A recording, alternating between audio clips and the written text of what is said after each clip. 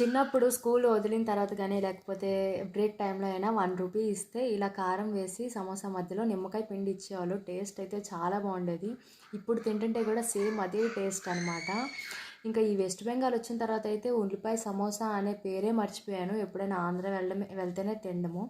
సరే ఈరోజు ట్రై చేద్దాం అనుకొని చేశాను. అసలు నేనైనా చేశాను అనిపించింది, అంత బాగా వచ్చినాయి. ఏంటో సీక్రెట్ తర్వాత చెప్తాను. ఇంకా ఉల్లిపాయలను అయితే చిన్న చిన్న ముక్కలుగా కోసి దాంట్లో ఉప్పు, కారం, గరం మసాలా వేసి కలిపేసుకొని పక్కన ఉంచుకోవాలి. నెక్స్ట్ కొద్దిగా మైదాలో వాటర్ పోసి పేస్ట్‌లాగా కలుపుకోవాలి.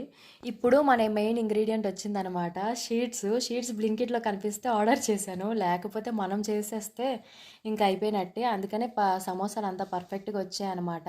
ఇంకా స్టఫ్ చేసేసుకొని మనం కలుపుకున్న పేస్ట్‌తోనే కొంచెం అంటించేసుకొని ఆయిల్ అయితే ఎక్కువ వేడవ్వకూడదు. మీడియం వేడయిన తర్వాత ఈ సమోసాలను అయితే వదిలేసి ఇంకా రెండు వైపులా మీడియం ఫ్లేమ్‌లోనే పెట్టుకొని వేయించుకోవాలి. లేకపోతే లోన ఆనియన్స్ వేగవు, బయటేమో షీట్స్ పల్చగున్నాయి కదా, మాడిపోతాయన్నమాట.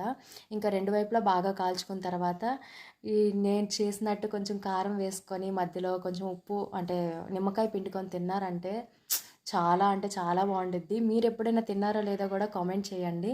ఇంకా మన వీడియో అయితే నచ్చితే లైక్ అండ్ సబ్స్క్రైబ్. ఇన్‌స్టాలో చూసే వాళ్ళైతే ఒకసారి మన యూట్యూబ్ ఛానల్ కూడా విజిట్ చేసి సబ్స్క్రైబ్ చేసుకోండి.